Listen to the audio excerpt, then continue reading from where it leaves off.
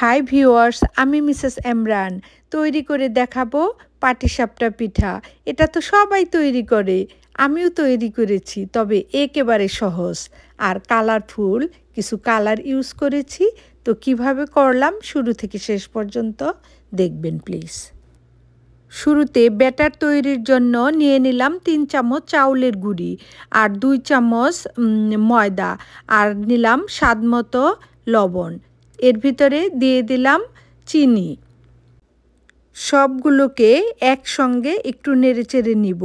তারপরে এর ভিতরে দিয়ে দিলাম গুঁড়ো দুধ 2 চামচ। আবারও সব মিশ্রণগুলোকে সুন্দরভাবে নেড়েচেড়ে মিক্স করে নিলাম। এখন এর ভিতরে দিয়ে দিব লিকুইড মিল্ক। লিকুইড মিল্কটা হালকা গরম করে নিয়েছি। আপনি ইচ্ছে করলে এর ভিতরে পানিও দিতে পারেন, তবে মিল্ক দিলে একটু টেস্ট ভালো হয়। শুরুতে অল্প অল্প করে মিল্ক দিব আর নেড়েচেড়ে নিব। প্রথমেই সম্পূর্ণ মিল্ক দেওয়া যাবে না। তৈরি হয়ে গেল পাটিসাপটার ব্যাটার। এখন এটাকে 30 মিনিটের জন্য রেস্টে রেখে দিব।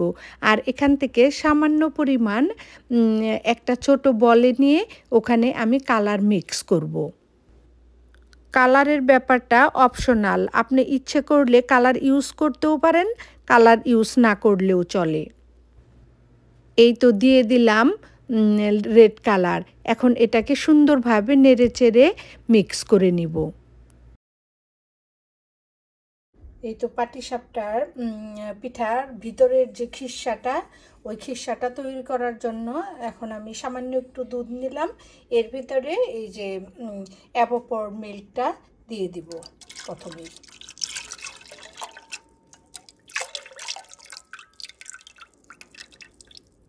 এক টেবিল চামচ চালের গুঁড়ি আর দিয়ে দিব গুঁড়ো দুধ। যেহেতু অ্যাভোপর মিল্ক দিয়েছি, ঘন মিল্কটা, এর জন্য গুঁড়ো দুধটা একটু কম দিলাম। আর দিলাম 1 টেবিল চামচ সুজি। সুজির পরিমাণটা কম দিতে হবে। এখন এটাকে ভালোভাবে নেড়েচেড়ে নেব যেন কোনো রকম দানা না থাকে। এই যে এটার সাহায্যে একদম ভালো করে নেড়ে চেড়ে নিব যেন কোনো রকম লাম্প না থাকে, দানা না থাকে, তাহলে গুটি বেঁধে যাবে। এখনও কিন্তু আমি স্টোভটা অন করিলাম। এই যে স্টোভটা আমি অন করে দিয়েছি। এখন অনবরত নাড়তে হবে, এটাকে নাড়তে হবে এই কারণেই নিচে যেন লেগে না যায়, দানা যেন না পাকে এর ভিতরে। এটা একদম ঘন হয়ে না আসা পর্যন্ত নাড়তে থাকবো। আর যখন ঘন হয়ে আসবো এর ভিতরে গুড় দিব আর নারিকেলের কোরানো নারিকেল দিব, আরও দিব ঘি। তো দেখতে থাকুন কখন কোনটা দিচ্ছি। এই তো দিয়ে দিলাম। এরকম ঘন হলে তখন দিয়ে দিলাম এই যে নারিকেলের কোরানো নারিকেলটা।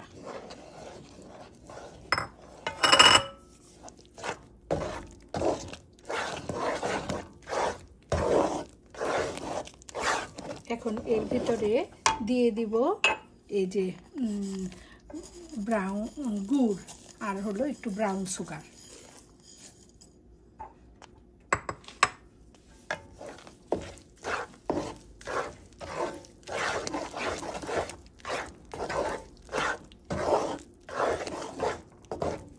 এই যে দিয়ে দিলাম একটু ঘি এর ভিতরে।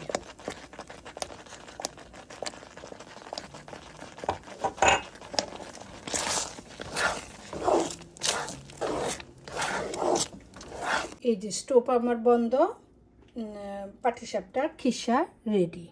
এটা ঠান্ডা হলে তারপরে ইউজ করব।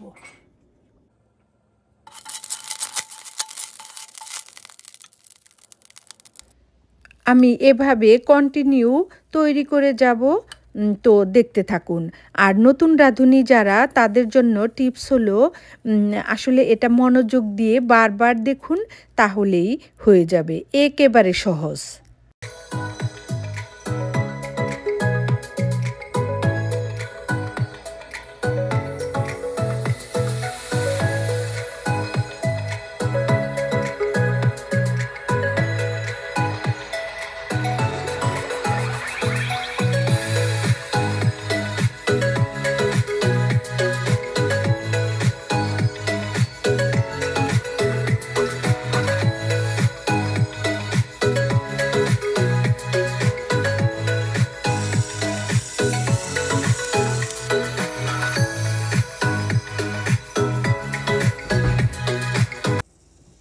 পিঠা জিনিসটা আসলে সব সময় বানানো হয় না, যার জন্য বেশি ভালো হয় না।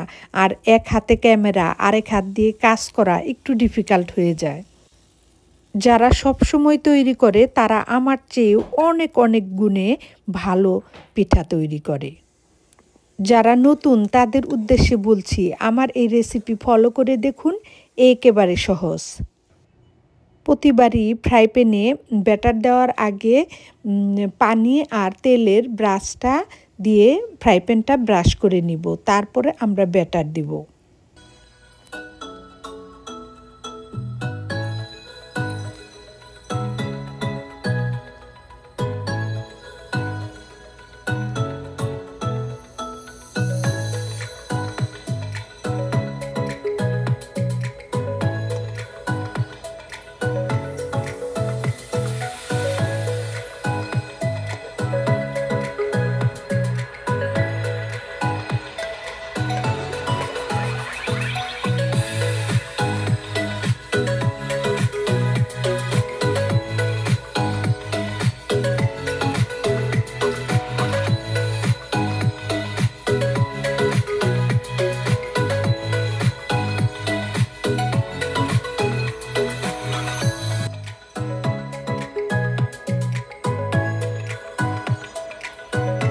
এই যে দেখুন অনেকগুলো পাটিসাপটা ভাজা হয়ে গেল, 2 প্লেট।